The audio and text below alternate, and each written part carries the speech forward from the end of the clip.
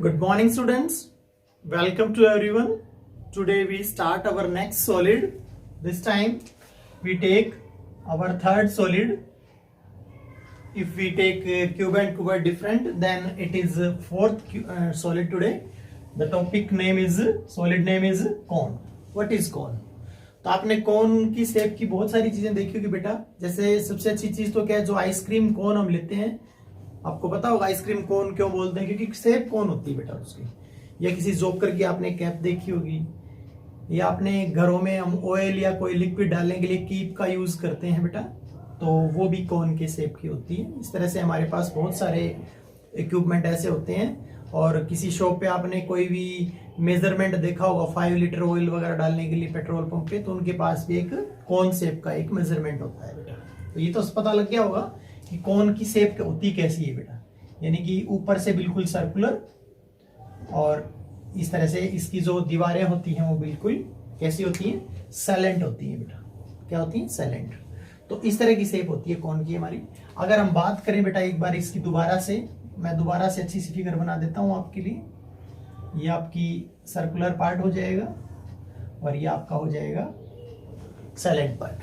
Okay, तो देखिए कोण के बारे में हम बात करें, इसको हम नीचे बेस रख करके भी कर सकते हैं. ये जो होती है इसका डायमीटर टोटल, तो इसको हम रेडियस बोल देते हैं हाफ. ये अगर हम यहां से लेकर यहां वर्टिकल बात करें हम इस तरह से, तो ये हाइट होती है बेटा, और इसको हम h मान लेते हैं हमेशा. और इसके अंदर एक डिफरेंट थिंग होती है, क्योंकि इसके जो कर्ड में जो पोर्शन होता है वो तिरछा होता है बेटा. इसका जो घुमावदार हिस्सा होता है वो तिरछा होता है, इसलिए हम उसको क्या मान लेते हैं, एल. एल होती है सैलेंट हाइट बेटा. क्या होती है, सैलेंट हाइट. अब ये आपका शेप हो गया बेटा ऐसा. अब बात ये आती है कि जैसे आपने कोन बनाया, तो उसमें आप सोचिए पेंट करते हैं मान लो उसके कोन के चारों ओर. तो पेंट का मतलब हम क्या समझते हैं, सरफेस एरिया. तो सिलेंडर में तो बड़ा सिंपल था कि हमने बेस उसका क्या था, सर्कुलर था बेटा, और सर्कुलर को बिल्कुल दीवारें ऊपर उठ गई थी. तो सर्कुलर बेस का सर्कमफेरेंस 2πr होता है. जितनी हाइट तक ऊपर गई हमने उसको h से मल्टीप्लाई कर दिया. बड़ा ही सिंपल पोर्शन था. यानी कि अब क्या है, अब ये तिरछा पोर्शन जा रहा है, तो बात ये आती है कि इसका कर्ड सरफेस एरिया निकलेगा कैसे. तो इसके लिए हमने एक छोटी सी एक्टिविटी ली है बेटा. क्या हम ये मानते हैं, जैसे ही आप कोन जोकर की कैप होती है आपके घर में अगर है बनाई हो आपने, उसको आप एक एज से काट के देखिए बेटा, एक तिरछे पार्ट से काट के देखिए. जैसे ही आप उसको काटते हो तो वो इस तरह से बन जाएगी बेटा, इस तरह का. यानी कि ये हिस्सा बन जाएगा. और ये हिस्सा क्या होता है, ये एक सर्कल का एक हिस्सा है बेटा. यानी इस तरह से, यानी सर्कल का एक हिस्सा काट लो, और ये जो हिस्सा है आपका, इससे अगर हम इस सैलेंट हाइट को अगर इसको इससे मिलाते हैं बिल्कुल ऐसे, ये पोर्शन अगर हम एकदम से एक दूसरे से मिला देते हैं, ओवरलैप नहीं करना इसके अंदर, आपको बिल्कुल टच करना है बिल्कुल ऐसे. ठीक है, इस तरह से. तो ये आपका क्या आ जाएगा बेटा, ये आपका कोन बन जाएगा. यानी आपकी कैप बन जाएगी, कोन बन जाएगा बेटा अगर हम ये बनाते हैं. यानी कोन अगर हम माने तो एक सर्कल आपका जो है उसका एक सेक्टर, 2 रेडियस और एक आर्क के बीच का हिस्सा है. बिल्कुल इसी तरह से मैंने ये सर्कल लिया था बेटा प्रैक्टिकली, देखिए, और इसमें से ये मैंने कट किया है इसमें से. तो ये जो पोर्शन है इससे कोन बनता है बेटा हमारा. इससे क्या बनता है, कोन. अब यह बात आती है कि देखो अगर हमें इसका कर्ड सरफेस एरिया चाहिए बेटा, तो सिंपल सी बात है, ये जो पोर्शन दिखाई दे रहा है आपको, इसका कर्ड सरफेस एरिया निकाल लो आप. ये कर्ड सरफेस एरिया से ही ये कोन बनता है. अगर हम ये एरिया फाइंड आउट कर देते हैं, मतलब ये एरिया फाइंड आउट कर देते हैं, मैं इसको डायरेक्ट कर देता हूँ थोड़ा सा. अगर हम ये एरिया फाइंड आउट कर देते हैं, तो जितना ये एरिया आएगा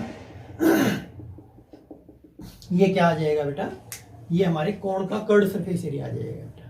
तो पहले तो रिलेट करो, आपको इसको इसे रिलेट करो. अगर ये चीज समझ ना आई है तो आप इसको रिवाइंड करके एक बार वीडियो को देख लें बेटा, कि जो अगर हम इस कोण को एक जगह से कट कर दें साइड से और उसको ओपन करें, तो एक सर्कल का ही पार्ट होता है बेटा.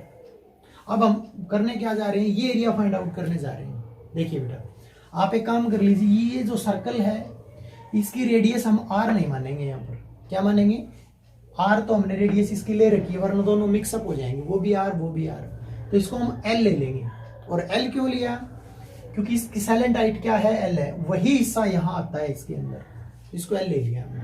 और यहाँ पर एक आइडेंटिटी लगाएंगे। देखो बेटा, अब अगर इसकी रेडियस एल है तो ये टोटल क्या होगी बेटा, पूरे सर्कल की सरकमफ्रेंस हो जाएगी। इस सर्कल की, दो तरह के सर्कल है बेटा यहाँ पर हमारे पास, एक तो ये सर्कल है और एक इसका जो बेस होता है, ये जो आपने कोन बनाया है, इसका जो बेस है ये भी क्या होता है, सर्कुलर होता है। अगर इसकी रेडियस आर है तो इसकी सरकमफ्रेंस 2 पाई आर हो जाएगी बेटा, और इस सर्कल की सरकमफ्रेंस 2 पाई एल। दोनों सर्कल को अलग अलग रखना है बेटा।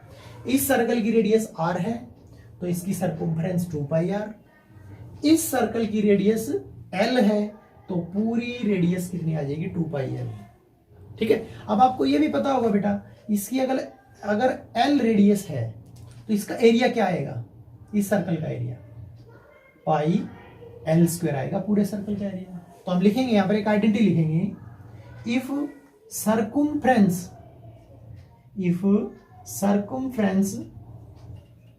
इज 2 पाई एल, अगर पूरे सर्कल की सरकमफ्रेंस 2 पाई एल है, देन तो पूरे सर्कल का एरिया क्या होगा, तो पूरे सर्कल का एरिया हो जाएगा पाई एल स्क्वायर, यानी पूरे सर्कल का एरिया। ये बात समझ में आई बेटा? किसी भी सर्कल की सरकमफ्रेंस 2 पाई एल है तो उसका एरिया हो जाएगा पाई एल स्क्वायर, क्योंकि 2 पाई आर सरकमफ्रेंस होती है और पाई आर स्क्वायर एरिया होता है। तो रेडियस को हमने एल ले रखा है, तो 2 पाई एल सरकमफ्रेंस और एरिया। अब देखिए, इफ सरकमफ्रेंस इज, अगर हम सरकमफ्रेंस कम कर देते हैं, इसकी 1 कर देते हैं, देन एरिया क्या हो जाएगा, एरिया भी कम हो जाएगा, यानी इसके डिवाइड में ये आ जाएगा आपका।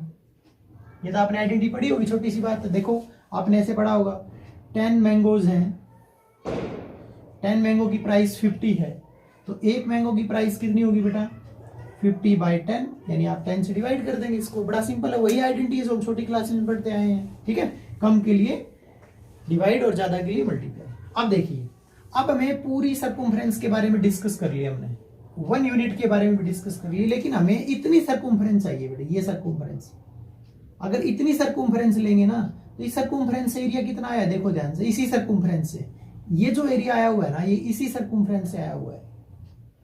तो अगर इफ सरकमफ्रेंस अगर हम इतनी ले लें, ये कितनी है बेटा, if circumference is 2 pi R है ये। अब ये कैसे पता चला 2 पाई आर है, मैंने क्या बोला था, ये पोर्शन आया कहां से है, इस कोण से आया है, और ये अगर इस पोर्शन से हम कोण बनाते हैं तो ये हिस्सा कहां लगेगा, ये इसके सर्कुलर पार्ट में लगेगा। बना के देख लो आप ऐसा पेपर काट करके, जो मैंने बताया आपको, तो ये इसके सर्कुलर पार्ट में लगेगा बेटा। तो ये 2 पाई आर इसकी सरकमफ्रेंस होती है, इसलिए मेरी ये 2 पाई आर आ गया। ठीक है, if circumference is 2 pi R then area, तो ये एरिया कितना आएगा, आप ज्यादा है, एक से ज्यादा हो गई, इसको मल्टीप्लाई कर देंगे आप, pi L square by 2 pi L, और मल्टीप्लाई में ये 2 पाई आर चला जाएगा। और इसको हम कैलकुलेट करते हैं, यहां मैं दोबारा लिख लेता हूं, पाई एल स्क्वायर इंटू में 2 पाई आर और डिवाइडेड बाई 2 पाई एल, ये आ जाएगा। 2 cancel with 2, pi cancel with pi, L with L, बच क्या गया, एक पाई, एक एल और एक आर, तो ये बच गया बेटा पाई आर। तो हमारा इसका कर्ड सरफेस एरिया क्या आ गया बेटा, कर्ड सरफेस एरिया आ गया हमारा पाई आर एल। ये आपको समझना है, आज का टॉपिक हमारा यही है कि curved surface area of cone क्या होता है। तो डायरेक्ट भी मैं आपको बता सकता था कि पाई आर एल होता है, बट मैंने डेरिवेशन करके बताया है कि पाई आर एल क्यों होता है। अब बात करते हैं टोटल सरफेस एरिया की बेटा। टोटल सरफेस एरिया क्या होता है, टोटल में कर्ड और प्लस में एक सर्कल अगर ऊपर से बंद कर दें, तो अगर ऊपर से उसको क्लोज कर दें तो एक सर्कल के लिए क्या करेंगे, सर्कल का एरिया ऐड कर देंगे हम। क्लियर? तो ये आपका pi r l plus pi r square, ये टोटल सरफेस एरिया आ जाएगा। तो आज का टॉपिक हमारा यही है बेटा कि कर्ड सरफेस एरिया और total surface area of cone क्या होगा बेटा। अब अगर आपको ये चीजें पता लग गई हैं तो इसके बाद ये क्वेश्चन ज्यादा मुश्किल नहीं होंगे इस एक्सरसाइज के बेटा। तो देखिए मैं एक बार रिपीट कर देता हूं, ये कौन है हमारा, तो इसमें हमने curved surface area find out कर लिया पाई आर एल, और टोटल सरफेस एरिया हमने फाइंड आउट कर लिया एक पाई आर एल कर्ड का, और प्लस में एक सर्कल होता है बेटा, सिलेंडर में 2 सर्कल होते हैं।